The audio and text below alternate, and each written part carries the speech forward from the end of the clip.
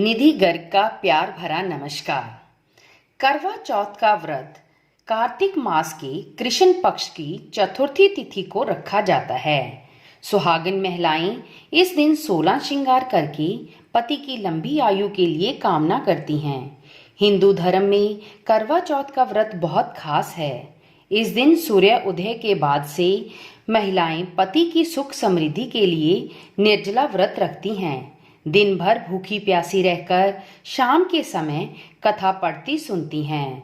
रात के समय गणेश जी, भगवान शिव जी और माता पार्वती जी की पूजा की जाती है। इसके बाद चंद्र उदय होने के बाद चांद के दर्शन करके पूजन करती हैं और चांद को अर्घ देकर पति के हाथों से जल ग्रहण करती हैं। ऐसी मान्यता है कि करवा चौथ के दिन कथा को पढ़ने से सुनने से शुभ फल मिलता है।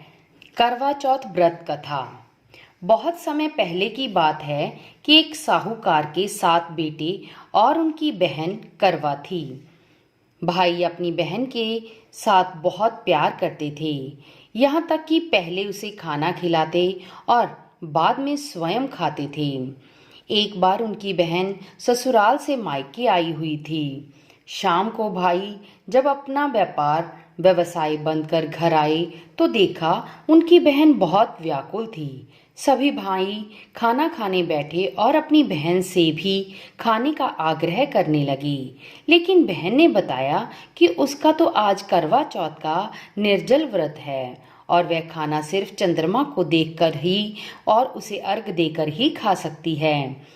चूंकि चंद्रमा अभी तक नहीं निकला था, इसलिए वह भूख प्यास से व्याकुल हो उठी है।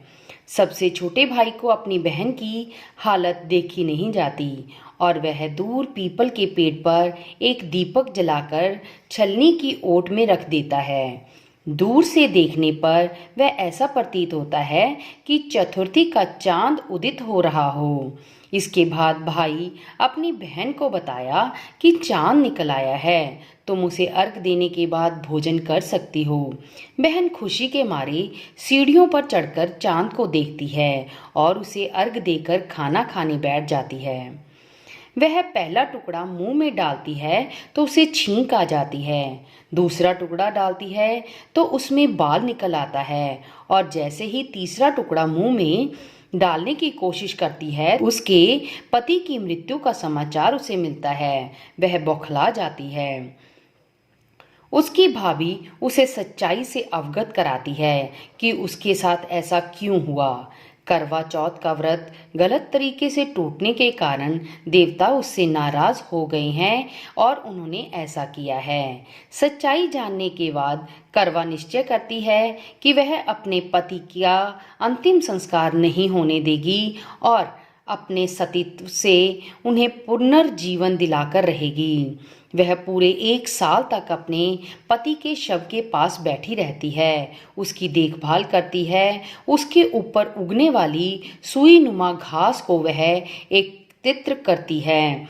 1 साल बाद फिर करवा चौथ का दिन आता है। उसकी सभी भाभियां करवा चौथ का व्रत रखती हैं। जब भाभियां उससे आशीर्वाद लेने आती हैं तो वह प्रत्येक भाभी से यम सुई ले लो, पिए सुई दे दो, मुझे भी अपनी जैसी सुहागन बना दो, ऐसा आग्रह करती है। लेकिन हर बार भाभी उसे अगली भाभी से आग्रह करने के लिए कहकर चली जाती है।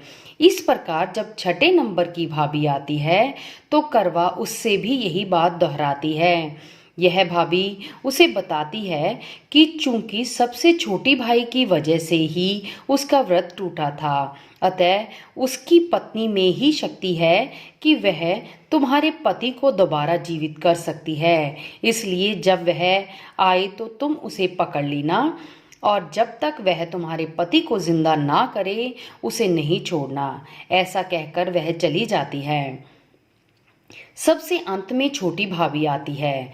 करवा उनसे भी सुहागिन बनने का आग्रह करती है, लेकिन वह टाल मटोल करने लगती है।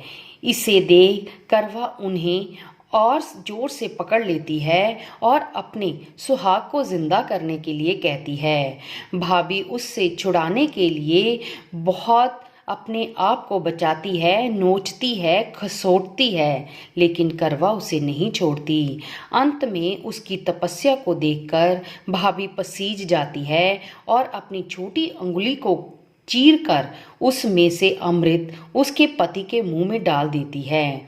करवा का पति तुरंत श्री गणेश कहता हुआ उठ बैठता है। इस प्रकार प्रभु कृपा से उसकी छोटी भाभी के माध्यम से करवा को अपना सुहाग वापस मिल जाता है। हे श्री गणेश जी, माँ गौरी, जिस प्रकार करवा को चिर सुहागन का वरदान आपसे मिला है, वैसा ही सब सुहागिनों को मिले। जय करवा माता।